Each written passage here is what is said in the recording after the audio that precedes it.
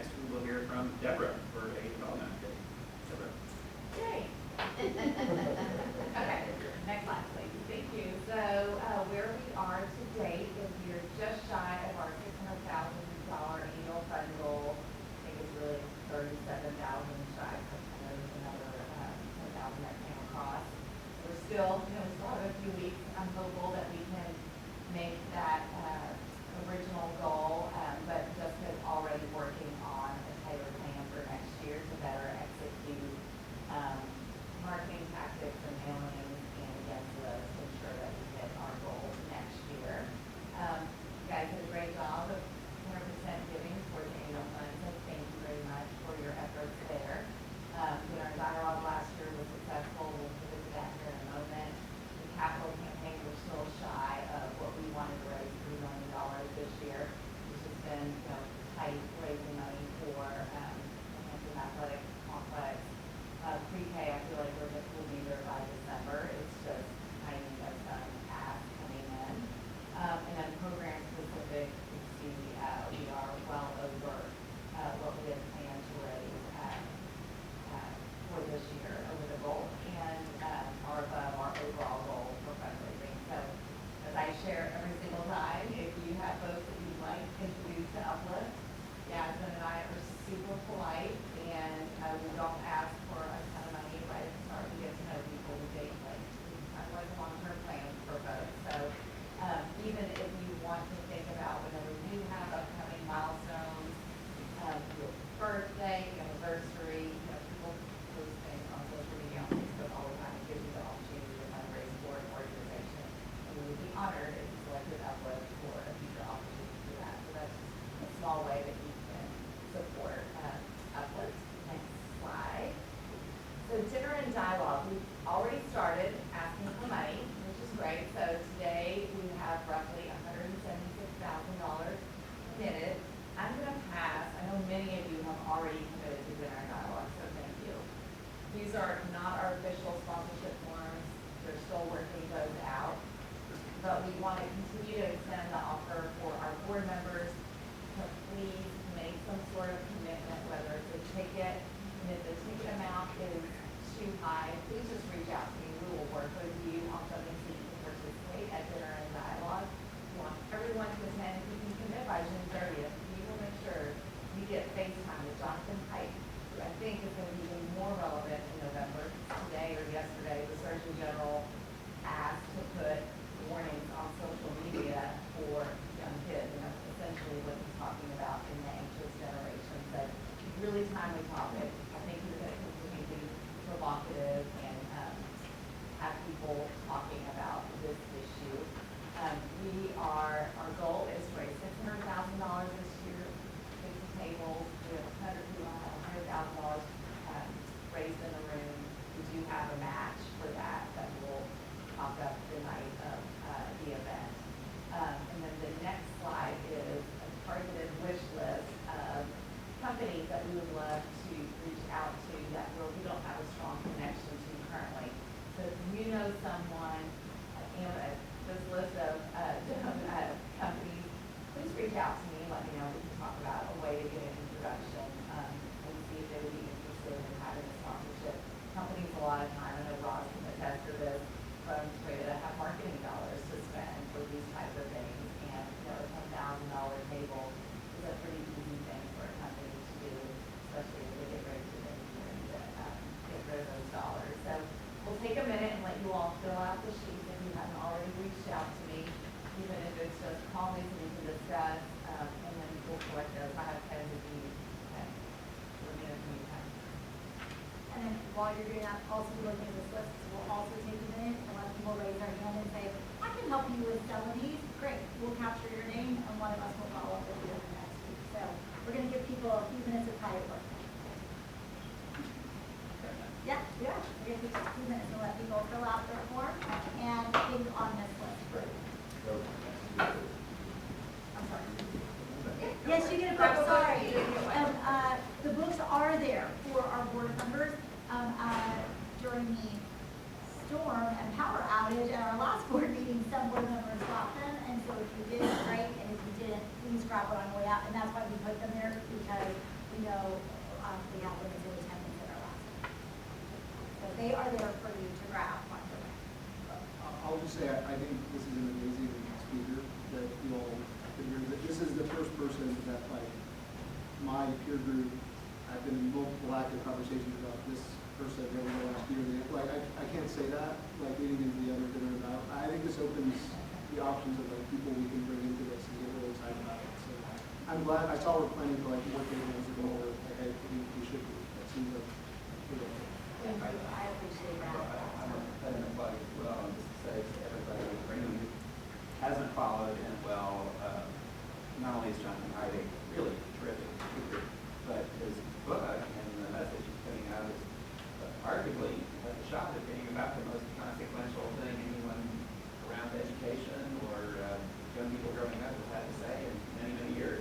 If people will listen, it just might actually partially reverse this grand experiment we've done in exposing preteens and teens to a whole lot of social media and unsupervised fashion, which is pretty clear has been not a very successful experiment. Hopefully the world will listen, starting with us. Great, well, you're continuing to fill out your forms. Deborah and I have our pens out, we're ready to take notes. If you could please just raise your hand if you're like, I can help you with one of these companies. Doesn't mean you make the ask, we'll make the ask, but we can at least help you know you're going to the right person. You can reinforce our ask. Because you're, hey, I know Uplift from on board out of like, has made this ask. So we will work with you. Yes, but thank you for remodeling. I'm not here. Great, great, awesome, thank you.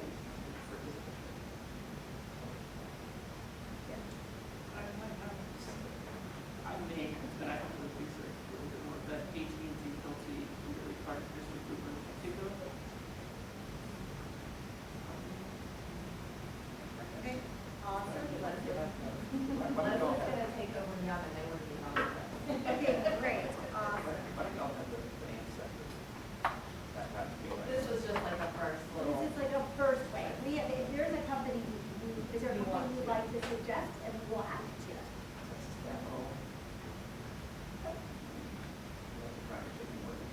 Yeah, great. And we're working with Texas Capital on our priorities. Yeah. So, And so Leslie typically reaches out to all of our finance vendors, to be a part of the capital line, Uber, et And we have a cetera. strong relationship too with the park committee with us.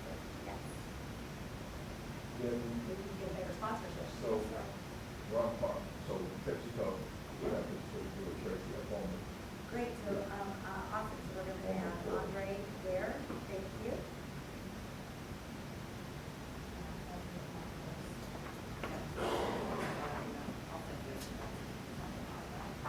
Yep, we will engage on the best way of helping next, we can drop emails for you, help, phone call, is there anyone else who has a way they can be helpful?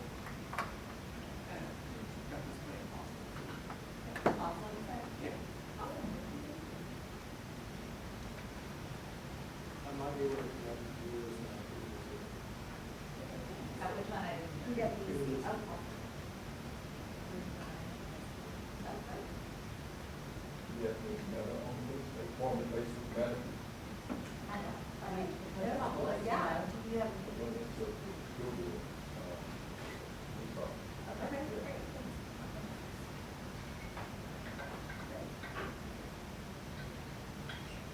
Okay, great. Working. Thanks, yeah, good job, guys. We'll also Take say- our calls when we reach out. Also thanks to everyone, Deborah contributed for this pretty fast, but our board being at 100% participation, that's so important, so thank you all. We started again in July. Yeah, to finish filling out your table and ticket sponsorship forms, and you can leave them at your seat, and we'll pick them up after the meeting. Absolutely. We're ready to move on here? Yeah. All right, thank you, everybody, and thanks, Deborah. We will next hear from William Stubbs, Managing Director and Senior Director of Wellbeing on the 24 to 25 school year Uplift Code of Character, Conduct, and Support, after which we will consider and take action on approving. Thank you, Mr. Clark. Good evening. My name is William Stubbs. I'm one of 4 secondary management directors for the network. And I'll be in that role for the next 8 days. And then I'll flip the transition over to the senior director role of well-being. Tonight's information is being presented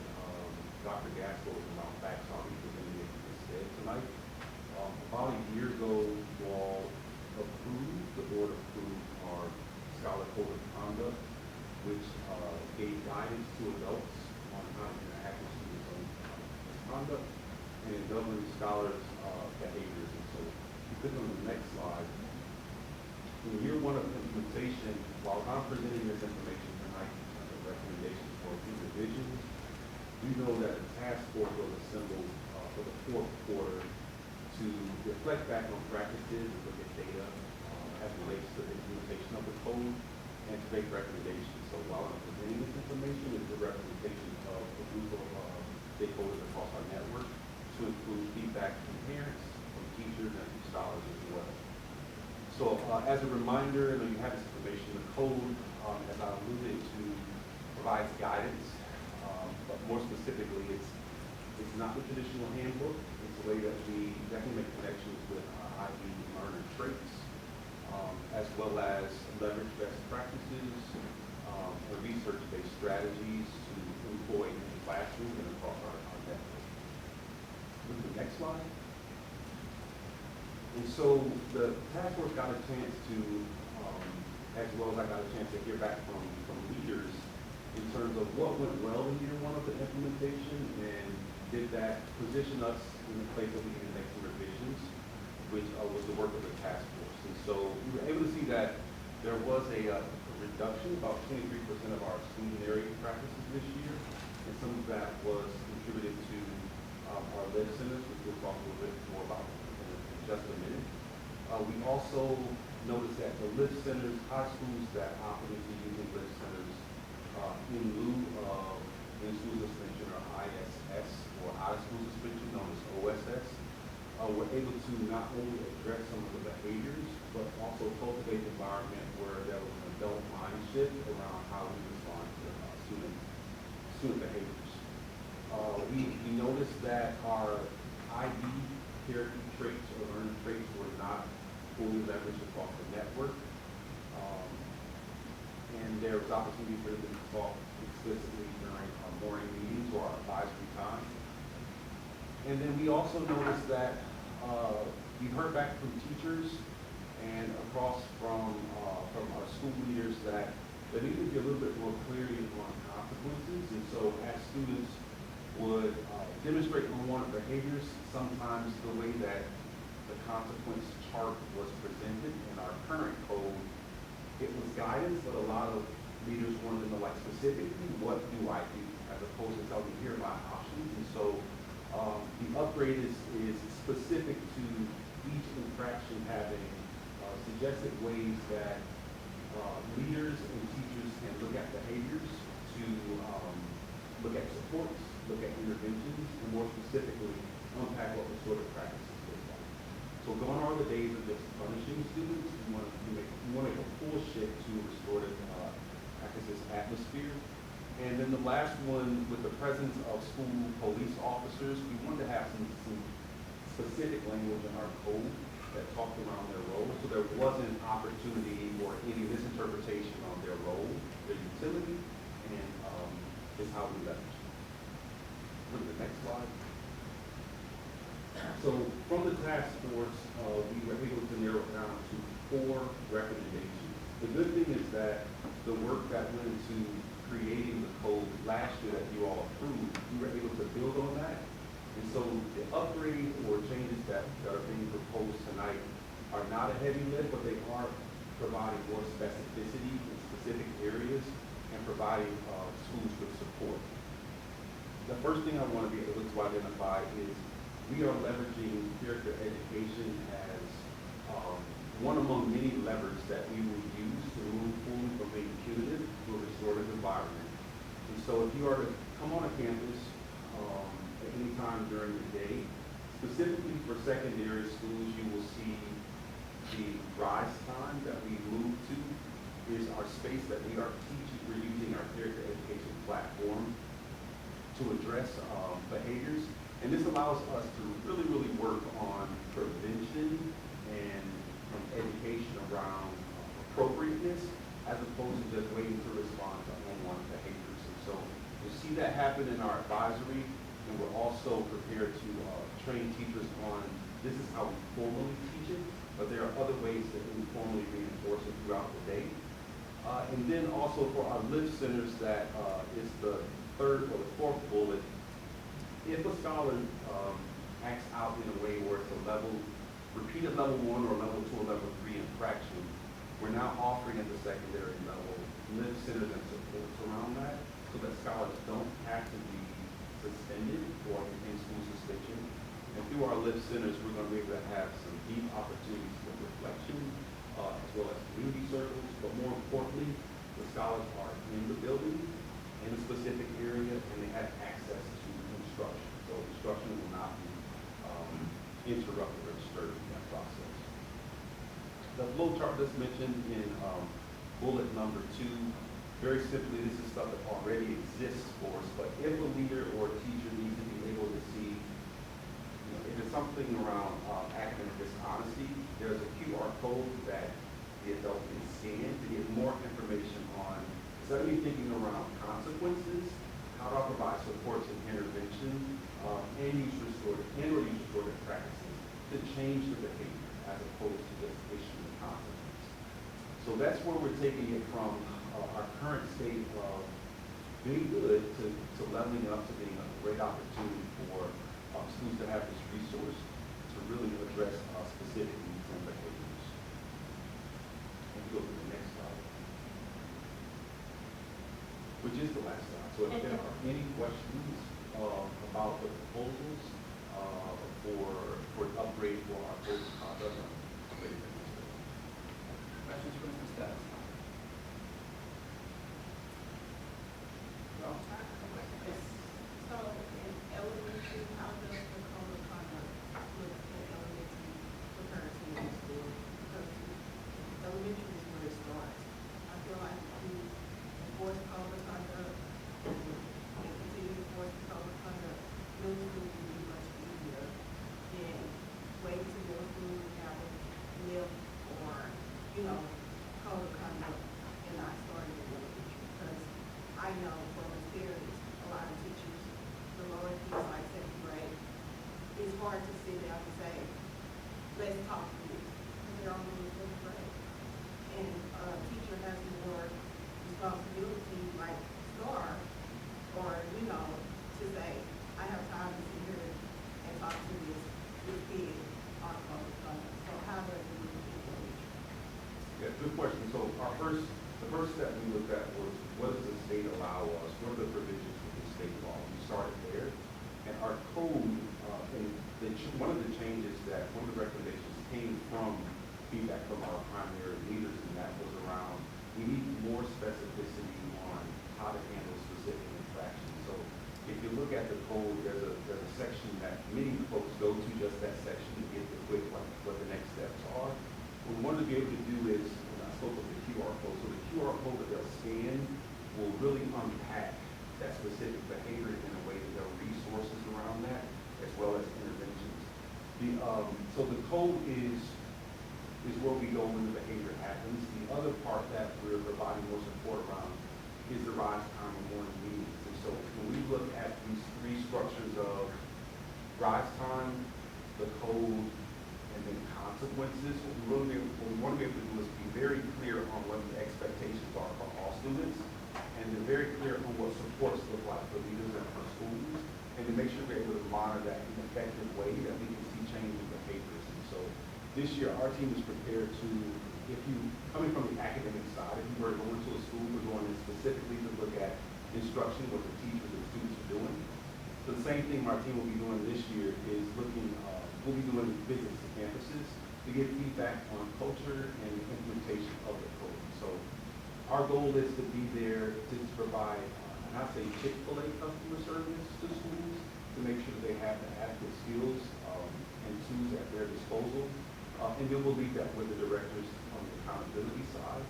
But to answer your question specifically, we want to provide as much information as possible so that, to your point, by the time the child gets to middle school, it's been internalized on the expectation can I do this environment. That's all. When they scan through our form, probably do something quick and something that they can almost like how we learn how to count tire shoes, that they can feel and they don't have to know every time they do. They figure out how to do it with this child, or is it something like ABC, now I get it, now let me deal with this child, even though this child is different, but we're still going to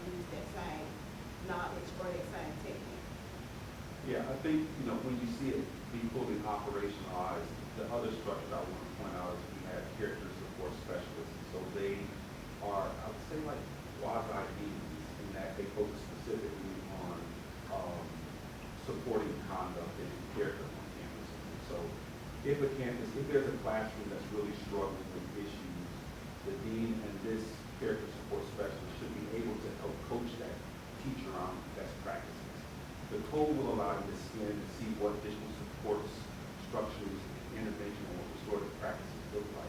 What we're finding is that when schools get at a point of frustration, they'll call us and say, what do I do? And so what we want to be able to do is to really build this capacity around thinking beyond just the consequence. How do you put the necessary supports into place to prevent these behaviors from happening, and then provide feedback all the time. And also, my last question, do y'all have something as always, something that you can get the support of the parents? Because that's another thing that maybe you have the need support, you have the teacher support, but you don't have the support of the parent where they feel like their child, you know, doesn't need the consequences or, you know, the steps to help them. So how can we get the parent support also? It's a great opportunity for that. We've been meeting with our family engagement team this summer to have some of those conversations. I know all that's so there are organizations that we can have access to.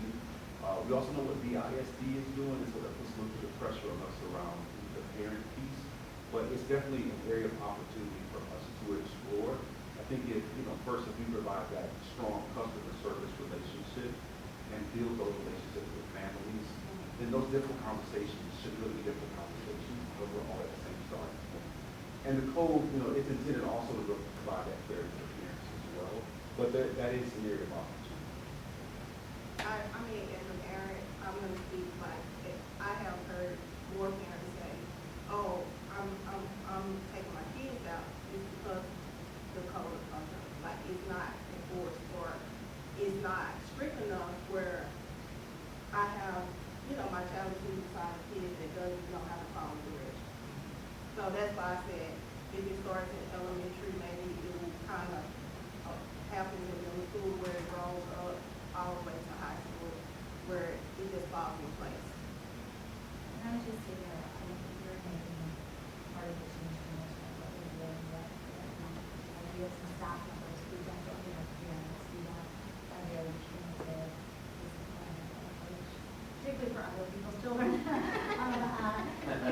And so it is part of what we're having to navigate. And I would say primary is the trickiest because the state actually, and rightfully so, honestly, doesn't allow children of a certain age to be expelled. And so oftentimes what we do is we let this child out from the school because they pinched or they bit or, like they fighting issue. And so I think that's where we're trying to help provide more age-appropriate support. So our parents really say, okay, like, what do you do? The child has to stay at school, but also invite their friends and peers in the classroom. So I think the support and the parents and the teachers all on board can be very beneficial and help with, the smaller and the whole. You're absolutely right. The younger kids who are familiar with the expectations are, and their parents are to start with their too. But it is valuable. Any other questions? Thank you, Ms. Martin, for your great questions and comments, and Mr. Dutz for your presentation and the very important work that you're doing. Thank you. So, do I have a motion to approve the 24 to 25 school year Uplift Code of Character, Conduct, and Support based on the recommendations from Mr. Dutz as presented? So moved. Thank you. Is there a second? Thanks. Are there any votes against the motion? Hearing none, the motion is approved by unanimous vote. Thank you again, Mr. Dutz. We'll now move to our annual elections, which we will consider and take action on after the presentation of the results. After the election and vote, we will hear from Yasmin for our recognition of our departing board members. Mr. Departing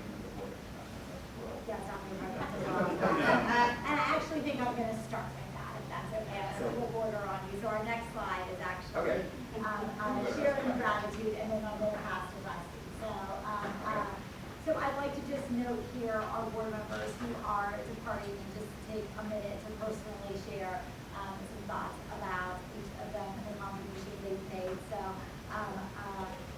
I'm going to go in a slightly different order here on my notes, but I want to recognize Roz first, who's leading us, and due to her the responsibility she has at Toyota. But what I've so appreciated about Roz is that she's helped us deepen our relationship with Toyota through volunteerism and engagement and support they've had. She was one of our commencement speakers early on, and she's also just been a great thought partner on how do we create stronger relationship building among board members, and I appreciated those pushes as well. So Roz also gets a gold star because when she realized she didn't have the capacity to serve in the way she wanted to, she recruited another great colleague from Toyota, who we'll be voting on later, to take her spot. And so Roz just personally thank you for what you've done for us. Christina is not here. Christina and Michael have already made their move to California, but they'll be back regularly because they do have family here. And I just want to recognize Christina and Michael both have been longtime champions and supporters of Uplift. Until their final few weeks, they were helping us secure this for the Hampton Athletic Complex. So they have been incredible. And Christina served as one of our dinner dialogue teachers. So appreciate Christina and her service. One of my days, I'm so glad you're all here, which is awesome. It's so nice to see you. You're like a role model of getting your company engaged, like from the start. Help with the boogie vending machines, the staff basketball game. You also were one of the co-chairs of the now, also with Christina. With Christina, I know. You got that initial bar that everyone now keeps trying to raise. So thank you so much for joining us. Next to Andre. Oh my gosh, I don't know what to say about Andre. He's been with us for the past 12 years on this incredible journey of opening up every single school in Fort Worth and making sure that we had strong grassroots community support, local city of Fort Worth support. I always know I can call Andre to get what's going on in Fort Worth and to be a thought partner. And we really honestly would not have been able to expand in Fort Worth if it wasn't for your steadfast leadership that helped us launch our Uplift Fort Worth Advisory Board, which also allowed us to have those sort of connections to as well. So I know you said I'm still around and I'm going to still be the biggest Fort Worth champion. We will miss you and I will personally miss you around this whole thing. Richard, who is not here, officially moves off from his ex officio seat, so Ellen can take that seat. And I just want to quickly recognize Richard, even though he isn't here. He served on the board for over a decade. He went longer because of his term as chair. Richard was super sweet. He came to the end of his 10 years. He said, I really would love to be board chair. I haven't played that role, and I'd love to give of my service that way. And, you got to be careful what you ask for, because bless his heart, because we ended up with a global pandemic. And so Richard served as chair probably some of the hardest years of Uplift to navigate, and was just steadfast and supportive and always there for us, and was always so calm and thoughtful. He also was a longtime member of the board's audit committee, and so I'm sad to see Richard going as well during his very long tenure. And then that leaves me to Cullum, who has also had a great tenure as our board chair. Cullum is super fun to geek out with about data, so we always appreciate that he's in the lead in it. Has been a great thought partner and really strategically focused on always making sure Uplift is financially secure as we've navigated some really challenging waters over the past 2 years during his time as chair, and has been, just like Richard was on COVID, very calm and steadfast and supportive of making sure that we had a solid plan in place, and has also been just really encouraging and supportive of our transition of our work into career, which is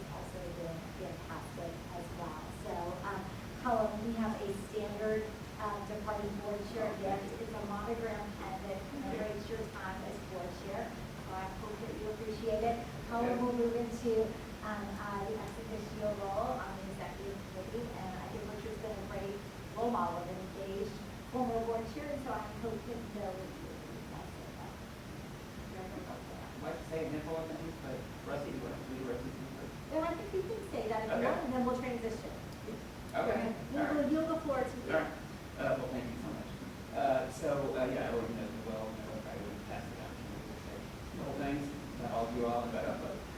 It has been such an honor to do this job and also to be vice chair for two jobs for the last 4 years.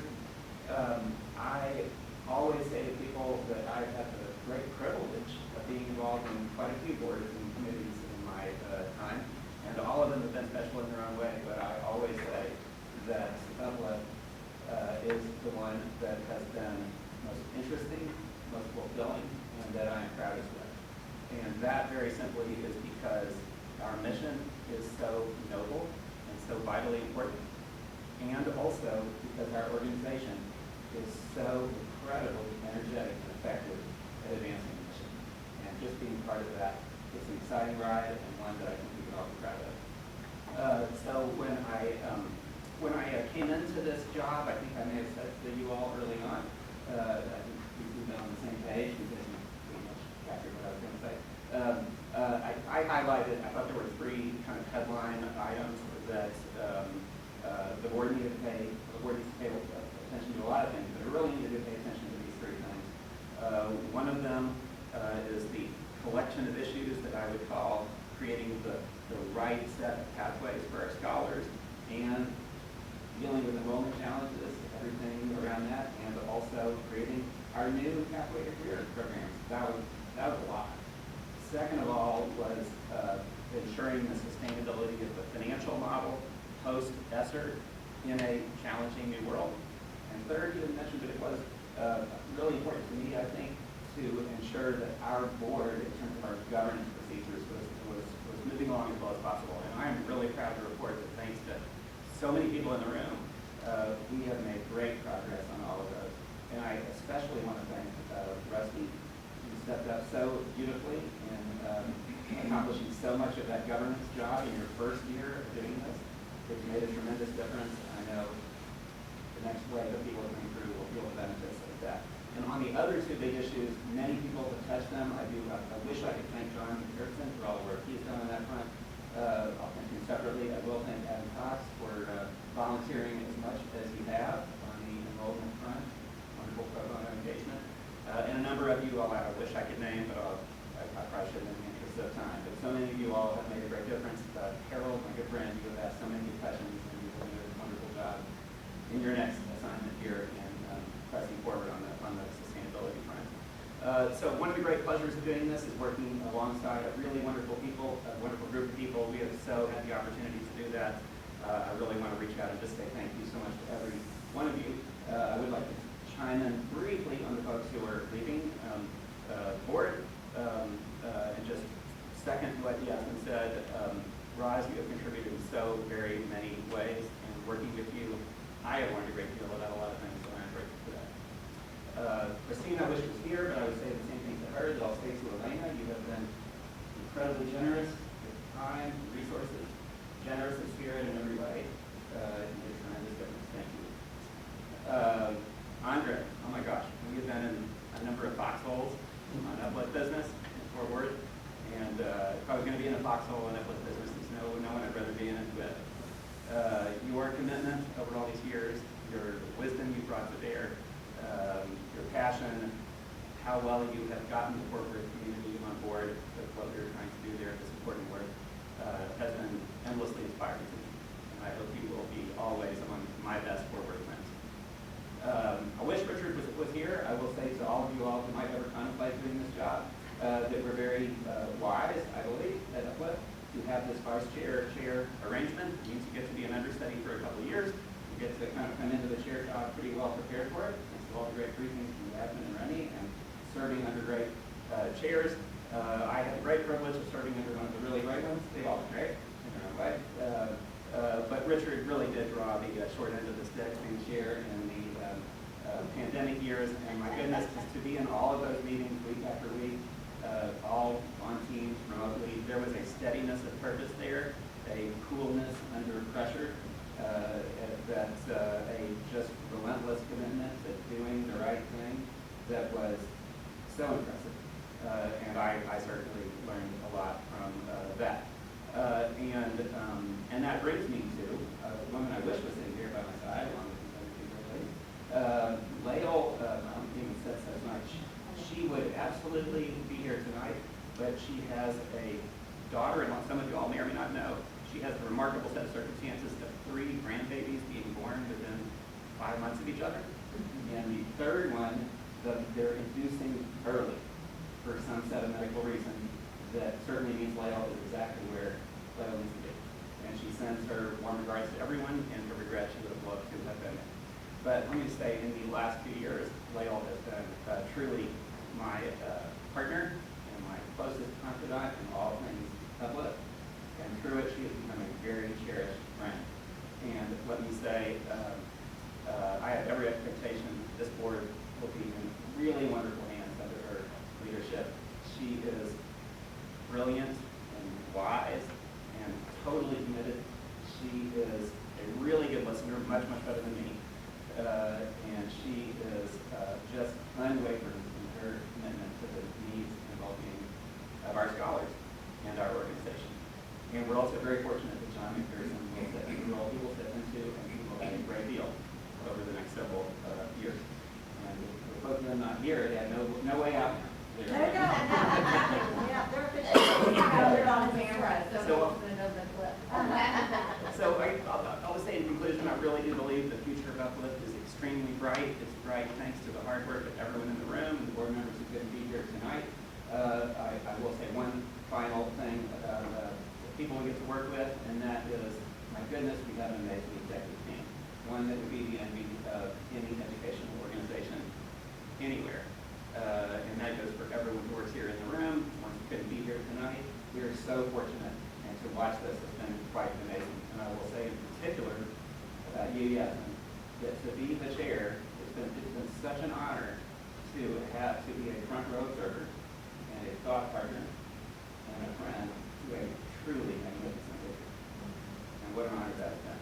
So the future is bright. I'm not going anywhere. I ran into someone on the way into the building and said, my last meeting as chair, and she said, congratulations, you get to do the best job there is on the board, which is former board chair. And I really look forward to that. So for all of you who do so much to make this organization what it is, keep the faith, stay at it. The future is very bright. Thank you very much.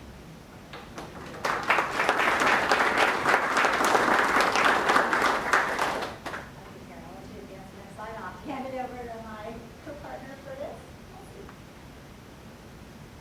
So, first, I'm going to, in the spirit of what we've been talking about, I'm going to thank the committee that has worked alongside me this year, and that is Pete Zwick, Maggie Ginsberg, Ricky Garcia, Christina Barbosa, and then Lael Cullen. And I highlight them because literally they have to respond to thousands of emails from you that go, can we need to have one for the new candidate on Tuesday? And then there's another candidate that we need to talk to on Thursday. And they are always willing to say yes and get together, and they are among the best advocates for this organization you could possibly imagine. We've had the pleasure of meeting each of those people this year. Each one has been unique. I think you will really enjoy working with each of them. Laura Martinez is the person that Ross recruited for us, and I will never forget the very first thing I asked her was, tell me your education story. And it was fascinating and works its way through single mother in school, then becoming an educator, then decided she wanted to go back and get a business degree, doing curriculum for training for Toyota Financial Services. And the woman looks to be about 30 years old. So it was really hard for me to figure out how this happened over this incredible period of time. She is absolutely gracious beyond words. I know Lael and she had a conversation, and she's giving me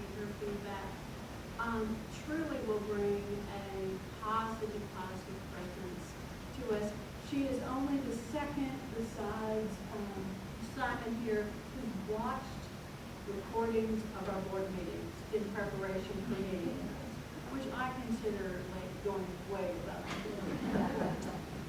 Scott Ewing is someone who joined us from Trinity Industries, and while it says he's the chief legal officer, as I say, each of these people brings something unique. You've all seen their bios. It turns out that Scott studied to be an actor.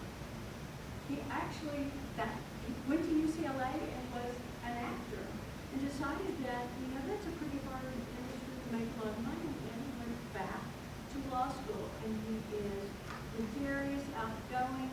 We have him at the top of the list for the development committee because that's just the personality that he has. Sam Kane, Ricky, directed him our way, and he is someone who runs their charitable arm of their organization. He is an incredibly effective administrative assistant. You don't talk to Sam until we've worked all the details out with someone else, but when you sit down with him, he is just delightful. Again, someone with an amazing personal story. He's a South Korean, and just an amazing story of his own education, his parents' approach to education, and how he sees it. So each of them brings a love and commitment to education as they were brought to our attention. Tony Caesar came to us through Lael. He has, when he was working for Erickson, he brought teams into our high schools to do robotics camps. So he had been in our schools. He had actually made contributions in very direct service long before even being talked about as a board member. So terribly committed to this. He was another person who showed up to do the science fair judging. There are a couple of these people who, after becoming candidates, I talked into being part of the science fair judging because I think it's one of the best days of the year. And Tony was right there. Hannah Kim came to me from, interestingly enough, a development officer at Green Hill. She was a Green Hill parent. And she works at McKesson, again, fully educated in South Korea, came here by virtue of a law consulting firm, and is married to someone who's second generation South Korean from New York.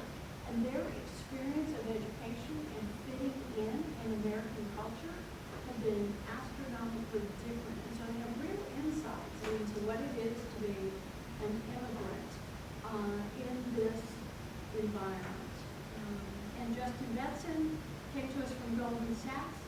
Justin describes it this way, which is, I had my children late in life, and I'm now in the process of really looking at what getting your children an education means in the city of Dallas, and has spurred his interest, and he has great opportunity to bring connections to Goldman Sachs.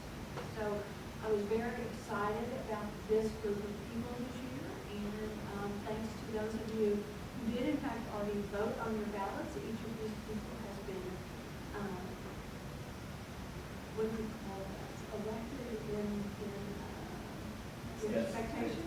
Yes, they've been elected, but what we would do here in 3 minutes is to actually take a vote to result of the election. Okay, thank you.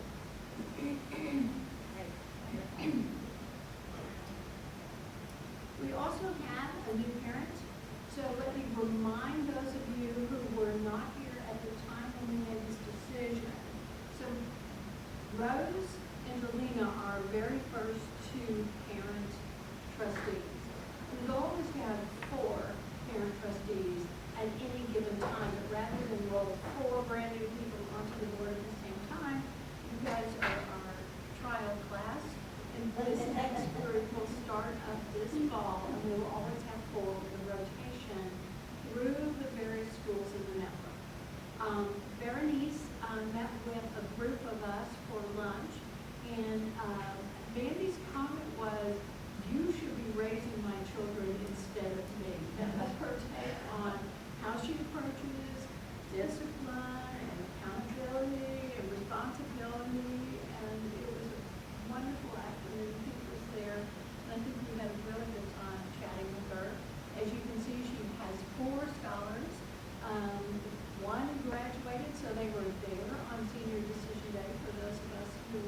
also there on senior decision day. It turns out many families watch it online, which I hadn't realized somehow, and they had always done that, but they were actually there.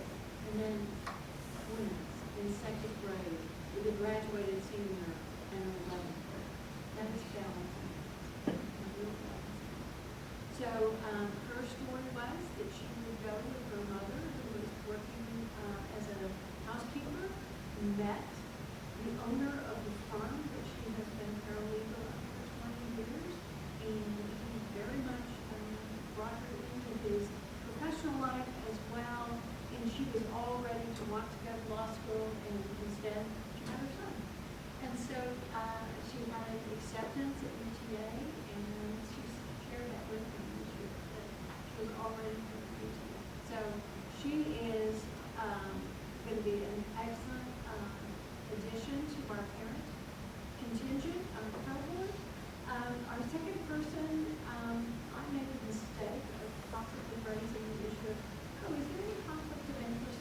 She's a teacher at the ISD, and we have not run to the ground to her satisfaction that there is no issue with her actually being a board member. Still working. So we will have a second parent trustee by fall. I hope by the orientation will be August. So, great. In addition to that, our executive committee for next year, Leah Melville will be our chair, John McPherson will be our vice chair, Simon will continue on the audit committee. Thank you very much for stepping on the immediate executive committee without any advanced experience. Laura and Christine are going to continue in the role of school engagement co-chairs. James Stanton will remain our advocacy chair. Harold is stepping into the finance and strategic planning role. Ricky is stepping into the development role. Tracy Silo Jones, who has been on the Fort Worth Advisory Committee, is retiring from her paid employment at TCU and has been recruited to become our new board member from the Uplift Fort Worth Advisory Board. She was at senior decision day and we had some great conversation. I really appreciate those of you who made a point to reach out to our candidates. As many of them as I could, I got to come to senior decision as soon as we can. Kim Johnson continuing with real estate. Thank you very much. I will continue in governance. John Becker is going to be an at-large member next year, and Coleman Clark will be elected. So this is the executive committee for 2024-25 that you all also know. We are still working on committee assignments, and we've heard from almost everyone. Lots of interest in finance, and I'll be honest, I have a sort of a bias that way, which is you see the priorities of an organization through that process. But development is actually every single person on this board of trustees' responsibility as well. That is both getting the networks informed about what Uplift is, but also bringing financial support and engagement in it. So just because you're not on the development committee does not mean you do not have a responsibility. I find that many people are afraid, uncomfortable with the thought of asking people for money. I know, because I was one of those people. I started out on the regional board as an annual fund chair, which was signing 1 million letters and then making 1 million follow-up calls. And moved into a development committee role. Development committee chair. What I'm going to tell you is, it is not hard to ask other people for money for something you are hugely committed to. And not one of those people who can be on lots of boards and ask for resources for lots of different organizations. When I believe in something, I find it actually pretty easy to share my enthusiasm about it, and it's can be a very respectful and kind process. So I would encourage any of you thinking you'd like to get more experience doing development work, step out. Please, we would love to have you on the development. I'm gonna chime in here because I'm one of the 3 people, as it says, that actually signed up for this, but, the other piece of it is not just about asking for money, it's also about strategically supporting Deborah and her team for different target audiences. And so I will be calling some of the parent board members, the alumni chair over here. I think that we have an opportunity to diversify our development efforts next year, and that means getting insight on how to actually create opportunities for more people to give and be a part of our development efforts. And so some of you may be voluntold or heavily recruited onto this committee, even if you don't think you're going to be on it right now, but by September you will be. So. But we will work out those assignments and get that out to you sooner rather than later, so people can get organized and be ready to run as soon as August picks up, rather than until September and October sometimes, when we get our food and we're so we feel we can. So, With that, we're gonna take our vote on this one. All right. yes. So, you have heard the results of the election, reported by Rusty. So now we need to move to a motion to approve the results of the election. So do I have a motion to approve the results of the FY 2025 Uplift Board of Trustees and Officer election results as presented by Rusty? So moved. Thank you. Is there a second? Second that. Okay. Sure. Second, Rusty. I recorded that Rusty seconded it. Okay. Are there any votes against the motion? Hearing none, the motion is approved by unanimous vote, and I'm delighted to report that we have 7 bright new board members and an outstanding slate of new leadership for Uplift Board. And let me also, you all were kind to me, but I would also like to ask you all to join me one more time in a round of applause for our departing board members, Rob, Andre, and Elaine.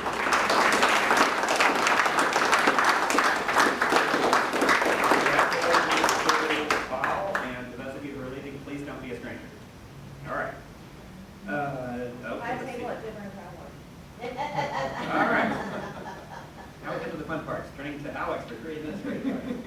He's gonna go super fast. Thank you. Yeah, we're going to go quickly through these. We have 3 administrative items. One is the board minutes for May 28, 2024. These were included in your pre-read. Unless we have any questions on these, I'm going to take it to the formal motion. Okay, do I have a motion to approve the May 28, 2024 board meeting minutes as presented? So moved. Thank you. Is there a second? Are there any votes against the motion? The motion is approved by a unanimous vote. Next. Right, thank you. So next is the TEA low attendance day waiver. This is going to be for May 31st, 2024. This was during the week of the severe damaging storms. You know, we had the first time major storm, and we then had a series of additional storms afterwards. On that, this is a Thursday, May 31st. Our attendance was less, was more than 10% differential from last year's average, which was 92.9%, May 31st being 78.3%. Therefore, we can submit this to the we will include that day in our average EA for the year. There are Just to clarify, in case you did it, we have May 8th instead of May 31st. Right, it's supposed to be May 31st. Yeah. Yeah, sorry, I just want to make sure you guys are. But his, thank you, Deborah, but his resolution is correct. Yeah. That's just. Oh, yeah, apologies. Thank you, Deborah. Yes, so it's May Sorry. 31st. No, that's okay. Thank you, Deborah. Are you done with that? We are done. Do I have a motion to approve the TEA low attendance day waiver for the Uplift Education Network for May 31st, 2024, as presented by Alex? So, Is there a second? Thank you. Are there any votes against the motion? Hearing none, the motion is approved by unanimous vote. Next. all right, yes, school day waivers, we did these at the last board meeting as well, again, because of the catastrophic storms. We had several schools that were forced to close, unfortunately. May 28th, that was that Tuesday, that was working for all of our Uplift schools who closed that day. Luna Primary, Middle, and High School, May 29th, May 30th, May 1st. Brown Rock Hills Primary, May 30th. School saw kind of a variety of power outages, flooding, et cetera. And they were to effectively get these days to not count against us, looking at next year's daily attendance, which we need to submit what they would be you, Alex. Do I have a motion to approve the TEA missed school day waiver as presented? Thanks. Is there a second? Are there any votes against the motion? Hearing none, the motion is approved by unanimous vote. Thank you, Alex. Thank you, everyone. So at this stage, we are in fact going to move to an administrative expulsion hearing, right? That is correct. We need to administrative expulsion hearing. For all of our non-executive committee members who are welcome to stay, it is certainly not required. Certainly, obviously, our executive committee members to stay. So for and staff. And staff who is as part of the hearing will stay, all other staff. Thanks so much to our team. To all of you who are on the way out now, thank you again, and thanks for everything you do for Uplift, and happy summer. And if anyone has their dinner and dialogue form, if you want to leave it with Jasmine or I can grab it. Yes, sir, thank you. Okay, great. Thank Hola, mucho gusto. Mucho gusto.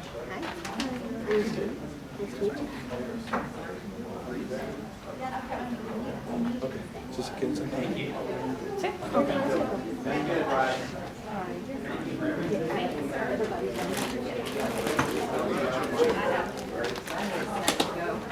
We're a long drive now. Leave it on a jet.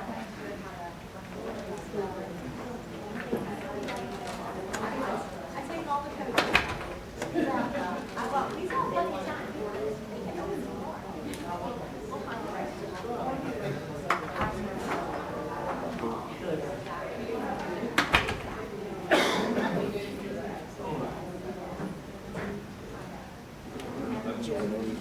Yeah, grab a book, grab a book. You're a teenager. Whatever is best for you.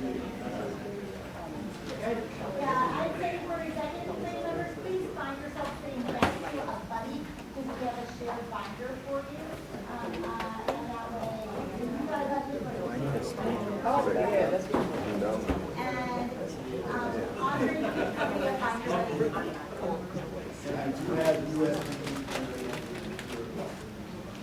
They're going to have a chance to.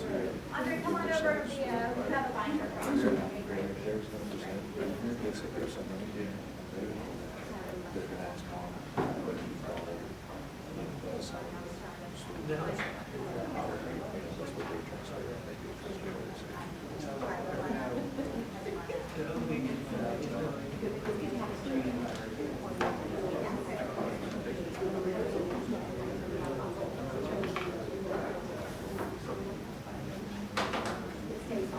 It stays on.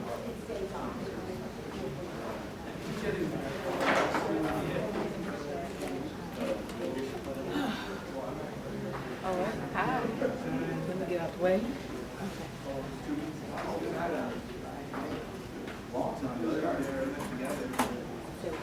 Ready for me to turn off? What do I do?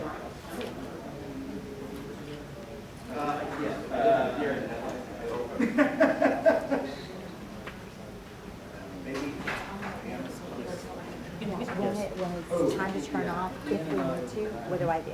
You stop recording and you just click this button. And then if I want to turn it back on again, turn it right back on? Yes, Right. ma'am. Great, I got it. Okay. Yeah, you can just see the red light. Thank you. Wasn't ready yet? Alice.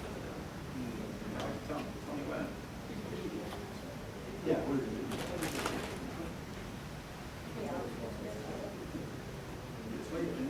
Okay. Is everyone ready to proceed? Okay, we are now going to move to an administrative expulsion hearing, and I will ask Alex to manage that hearing on behalf of the board.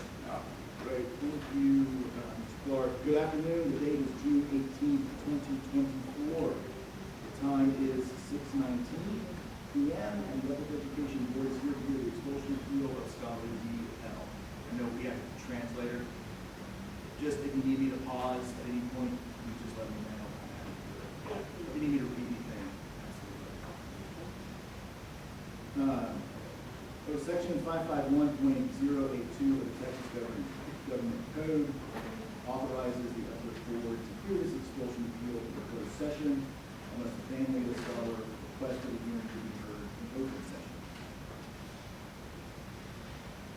this time, I ask the family of the scholar whether they elect this appeal hearing to be heard in open or closed session.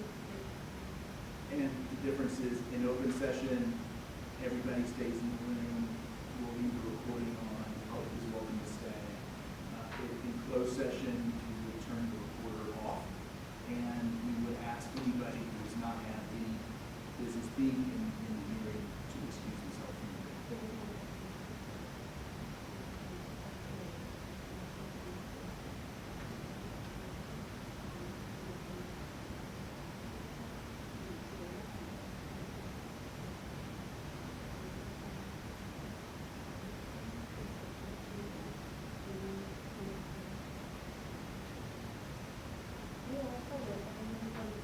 It's okay to be open, it's not a problem. In open session? Okay. All right, the family of the scholar has elected this hearing to be heard in an open session. Please note that after the appeal is heard, the board may seek advice from its attorney in executive session as authorized by section 551.071 of the Texas Government Code. The board will not make any decision or take any action during executive session.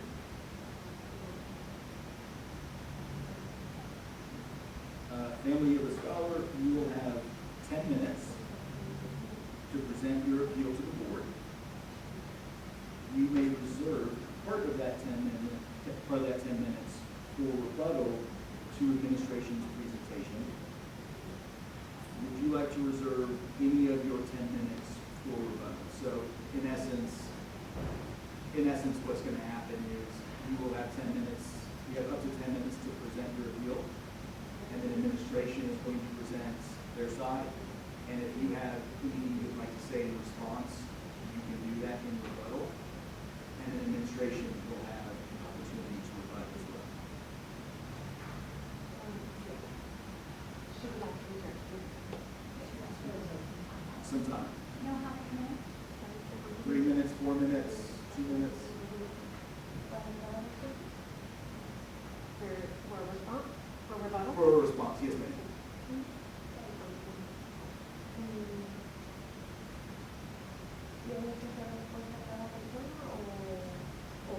Can I respond to each person, or is it at the end of your, whatever you're saying? So, yeah, so great question. So, after you present your appeal, the administration is just going to present their side. And if you have any comments in general to their presentation, that would be the rebuttal. So it's not a specific to any certain person, it's just a response to, if you have a response to anything that they said.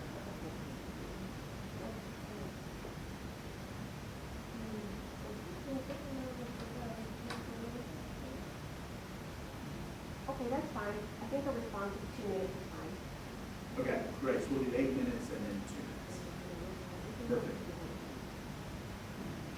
Uplift administration, you will have 10 minutes to present your arguments for upholding the decision of the extortion appeal officer. You may reserve part of your 10 minutes for rebuttals or family presentation. Would you like to reserve any time for rebuttal, and if so, how much? Yes, you can give us the number 5. 5 minutes? Another 7 if possible. Oh, okay. A couple of important notes. This is an administrative proceeding, and it is not a court of law. The procedures are set by Uplift Education. There are no rules of evidence, rules of hearsay, or anything of that kind.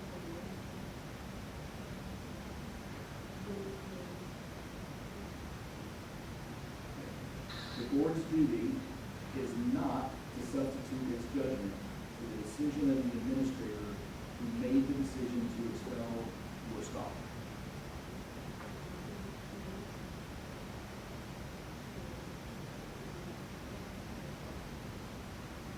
The duty of the board is to ensure that the administrator's process and decision for expelling your scholar comply with law, policy, and scholar code of character, conduct, and support.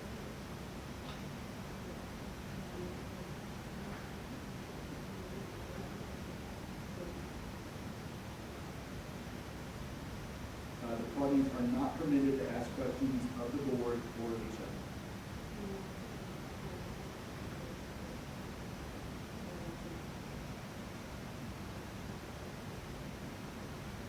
The board may, but is not required to, ask questions of the administration or the scholar or the family of the scholar.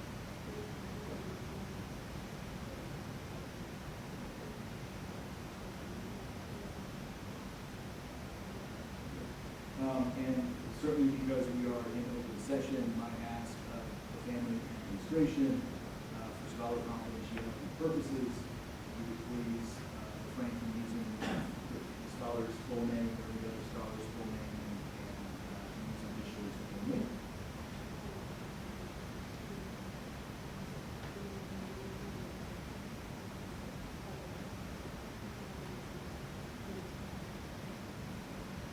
Decorum and professionalism are required of all parties in the decision of the board is final.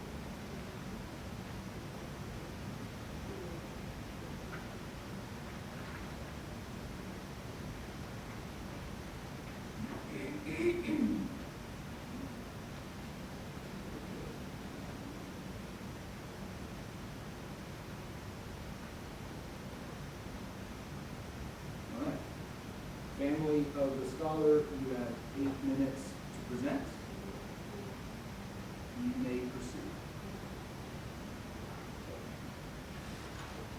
Buenas tardes, mi nombre es Margarita Parado, soy mamá de mi hija de sexto grado y estoy aquí porque como madre me preocupa la educación de mi hija.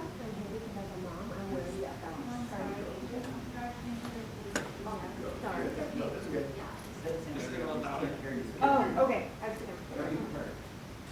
Y la razón por que yo vine a apelar la decisión para que mi hija permanezca en la escuela es porque creo que es una buena escuela para ella y quiero una buena educación. The reason I'm here to appeal this decision is because I want what's best for my child, and I feel like this school is what's best for her, for this school. Antes que nada agradezco todo su tiempo por estar aquí porque no es fácil para todos, tanto para ustedes como para mí. Before anything, I want to say thank you for your time because I know it's difficult, just like it is for you, it's difficult for me as well. Y la siguiente cosa es que si estamos aquí es porque el amor de los padres para los hijos, lo único que yo puedo dejarle a mi hija es una buena educación. But the reason I'm here is the only thing that we can leave to our children as parents is a good education. Otra cosa, para mí es importante estar siempre al lado de ella para que ella sienta el verdadero amor de una madre hacia los hijos para llevarlos a un buen camino. And it's also important for me to instill in her that my love as a mother is to be by her side and support her. Otra cosa, yo quiero decirles que no excuso a mi hija ante cualquier situación, pero creo que somos humanos y todos cometemos errores y creo que tal vez a una mala decisión la pudo haber llevado a una consecuencia. Hay consecuencias que tienen un castigo, pero para mí no lo creo que sea justo ella salir de la escuela. As her mom, I don't excuse what she did, but we all make bad decisions, and I don't feel like her being expelled from school is adequate or appropriate for the bad choice that she made. Y creo como persona que todos debemos de tener una segunda oportunidad, no importa si sea aquí o sea en otro lugar, pero el sentirse realizados que valemos como personas y que todos somos importantes en esta sociedad. I feel like everybody deserves a second chance, and as part of society, we should all be given a second chance when we make a mistake. Para mí es un poco difícil expresar mis emociones porque está la traducción y es un poco complicado, pero ante todo y ante cualquier situación agradezco su tiempo y la preocupación porque en Dallas haya una buena educación para nuestros jóvenes. It's difficult for me to express my emotions. It gets lost in translation, but it is important for her to get a good education, especially here in Dallas. It's hard to find good education. Y como mamá tengo preocupaciones con mis hijos igualmente la situación que viví, yo puedo darles mi respuesta y mi respaldo de decir que ante las varias acusaciones que hubo con mi hija, yo tengo una prueba de que hemos estado trabajando juntas y que estamos trabajando para ser unas mejores personas en la sociedad. As part of me being able to give her my back and give her my support, I'm able to provide evidence of how we've been working together to make changes, to be productive members of society.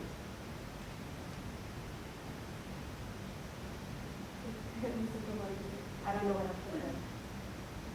That's perfectly fine, yeah. So you're right at 4 minutes. So we'll add that to the rebuttal. So you have 6 minutes left Okay. for rebuttal. All right. Thank you so much. Yes, ma'am, thank you so much. Administration, you have, I'll flag you at 5 minutes. Great. Good afternoon, everyone. Thank you for being here. I'll begin again by just highlighting the board's responsibility is not to second guess or reevaluate the administration's decision when it comes to expulsion. It's rather to see if the code of conduct and the policies and laws in place prohibit the decision that was made. We can see based on facts and circumstances here, we are compliant with upward policy and with relevant laws, therefore we have to hold the decision. With respect to the process that was followed in this case, the facts are that the student in question, DL, was involved in a group that posted photos of students in the restroom while using the restroom on an Instagram page that was then accessed by a number of students off the campus. This was initially learned of by the campus leadership at the end of the day on April 9th, and then more reports were made on April 10th, at which point the campus initiated an investigation that involved interviews with numerous students who made complaints about being photographed or having their friends photographed in the restroom and having that posted online. That created a significant disruption on campus, which we'll obviously hear more about in a moment.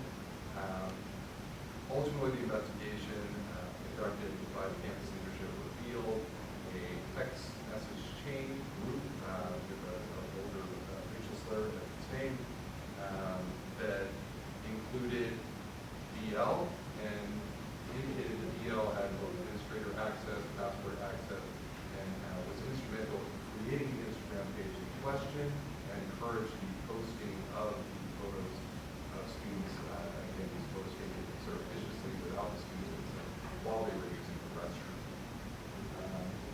This conduct constitutes internet bullying or cyberbullying. You provide the definition of bullying in your code of conduct, which is in your materials at pages 1.2 to 1.6.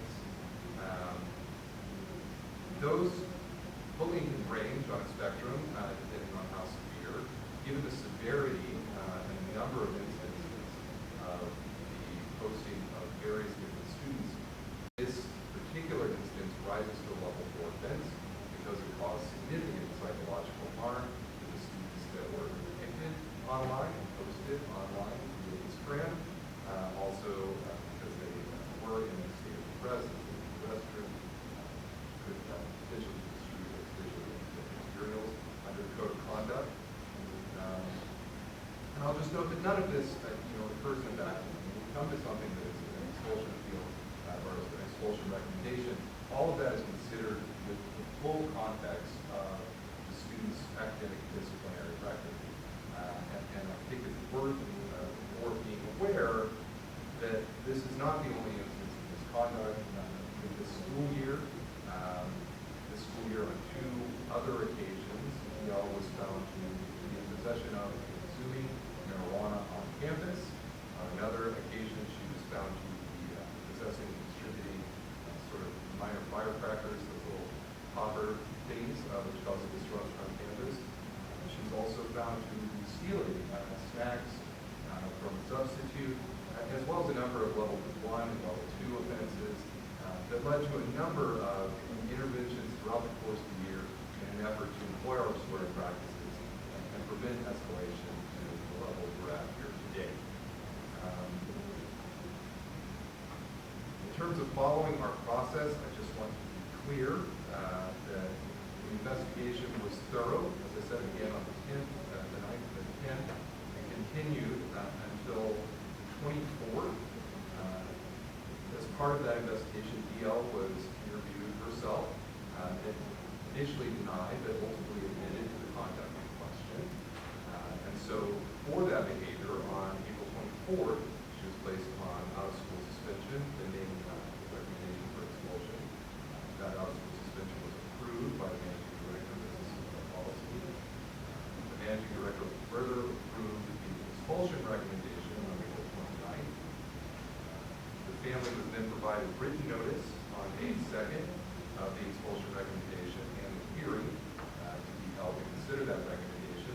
That hearing was held on May 7th. And then written notice of the expulsion decision was provided 2 days later on May 9th. And if you wish, you can review the expulsion. Jared, just real quick, that's 5 minutes. Thank you. If you wish, you can review the expulsion process on page 117 of the ordinance hearings. As I said, the question before you is whether Uplift complied with that policy on 117 and whether it's consistent, the discipline imposed here, expulsion, is consistent with our code of conduct. Which if you look at page 102 and 104, you will see that we're sort of in a fully it very much is. So with that, I'm going to give you just a moment to hear from Brady King, the campus leader, about the specifics of the conduct, and then ask you to hold the recommendation and stuff. So, in a nutshell, pretty much as Mr. Ward has explained, it was brought to our attention on the 10th that there was a post that was on the Instagram page where students were being either photographed or videoed actually using the restrooms on campus. Once the information started coming through the office, it was kind of nonstop. At that point, students were then scared to use the restrooms. There were students, we had quite a few students who were coming and requesting to use the restrooms in the office or use the singleton restrooms that are just a solid restroom in the cafeteria because they just weren't comfortable using the bathrooms in the hallways. They're just stalls, open top, open bottom.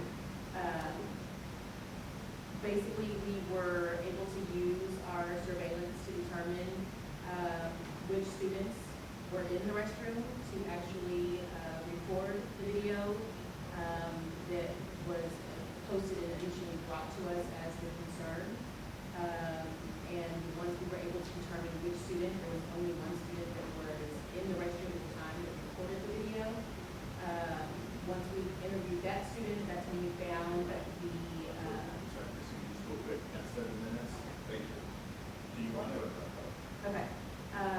We're able to basically use that information to get a hold of the text communication where we were able to learn that my other student also had access to create the page and was kind of instrumental in doing that and pursuing with that other student to create that page and post it live. It is a private page, it is still up. So there's not a way for me to know the specifics of the page. You have to click follow and then be allowed in as a follower. At last check, there was about 100 followers.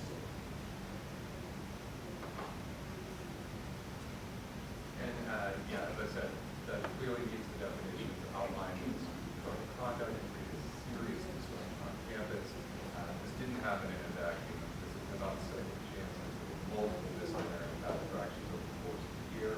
As a result, campus administration determined the most appropriate remedy in this particular circumstance was expulsion. All the appropriate policies were followed. All the appropriate notices were provided. For that reason, we asked them to hold expulsion space. So you will have a minute for you.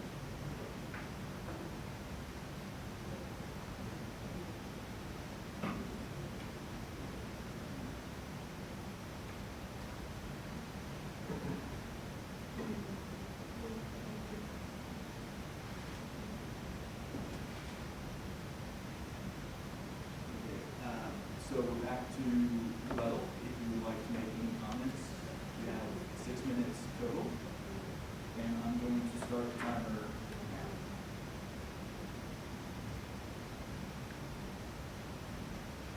Agradezco su tiempo por seguir sus reglas como son, porque ante todo, ante cualquier situación hay que seguir las reglas.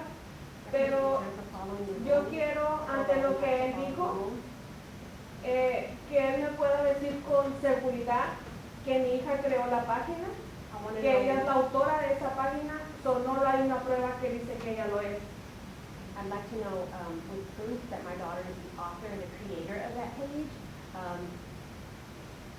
I don't believe that she is the creator of that page.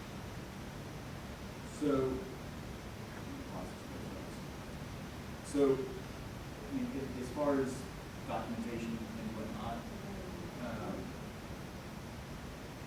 the administration has determined that based on its own investigation that your scholar created a page. That correct? That's correct. She actually did it with this file. She was involved in the creation of this page. But the board is not responsible for providing any sort of documentation or answering any questions or anything along those lines. Further, I'll note that the documentation from the campus investigation included the materials issues that provided. Okay, so you've then provided copies of materials and documentation on which the administration is speaking to, you have copies of. Exactamente, yo tengo la documentación que se me ha dado. Yes, I have that documentation that's been provided to me. Pero ante todo, nadie puede decir, si no hay una prueba con exactitud de que ella es referente, que ella lo creó, no puedes juzgar a una persona. But without proof that she is the creator of that profile, you cannot judge the person. Okay, well, I understand the point you're making, and I've absolutely noted it on here. It does sound like, according to administration, your scholar admitted to doing it, to creating the profile, but your notes have been added. I've made sure that. Ok, entiendo que las reglas se respetan y se siguen, pero no estoy de acuerdo en esa situación que ellos tienen marcado en sus notas, sin antes tener algo concreto. I agree that the rules must be followed and obeyed, but I don't agree about what's been documented without being concrete. And I appreciate that, and I'm actually absolutely adding that.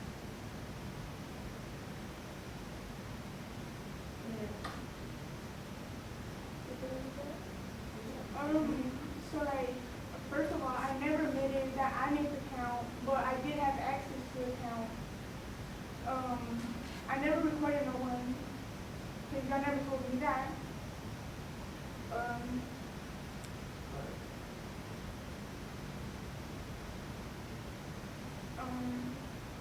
And about the drug offense, what's it called?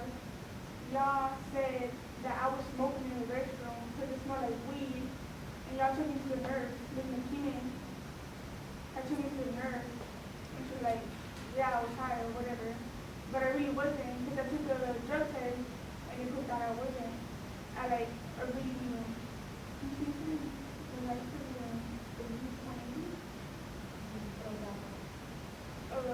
yeah, I was.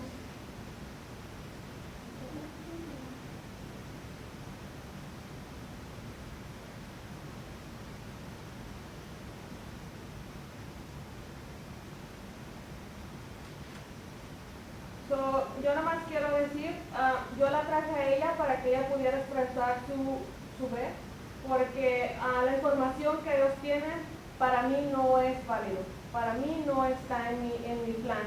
En mi plan, uno como madre conoce a sus hijos y yo confío en lo que ella me dice y mientras no haya una prueba concreta que tú me dices, esta es la prueba que ella fue, yo te lo acepto, mientras yo no lo acepto.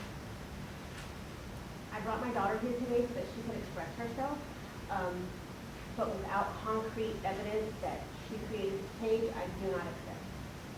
I don't accept.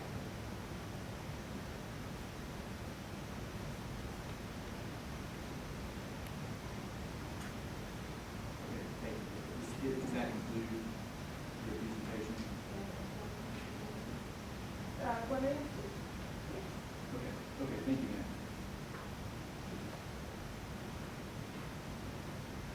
At this time, I will ask the board if it has any questions for administration for this scholar's.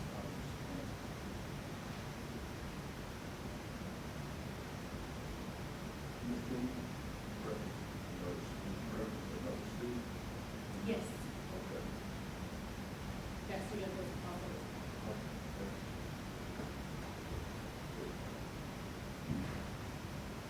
Okay, hearing no other questions, the board may enter executive session number 551071, Texas Government Code of Utilities. Determine, are there any board members who wish to go into executive session for this purpose?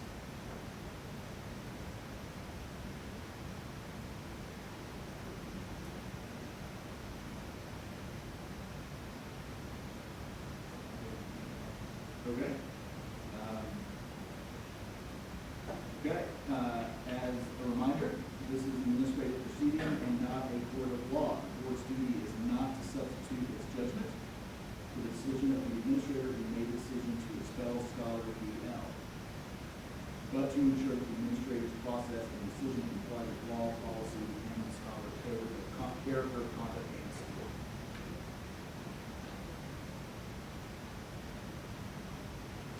The board will now consider a motion, if any, on the expulsion appeal of Scholar BL. Is there a motion?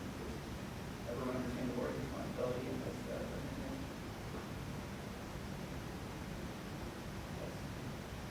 Is there a motion to uphold the expulsion hearing officer's decision to expel Scholar DL and deny the expulsion appeal? Is there a second? Second. Are there any votes against the motion? Hearing none, the motion is approved by unanimous vote. Thank you all. The decision of the board is final. The administrative hearing for Scholar DL is now concluded. So, For purposes of the hearing, the time of the conclusion of the hearing is 6:48 p.m. would members of the board like to executive session for any other? If not, there being no further business before the board, this meeting is adjourned. The time is now 6:48 p.m. Thank you all, everyone, for your service. Thank you, ma'am. That concludes the and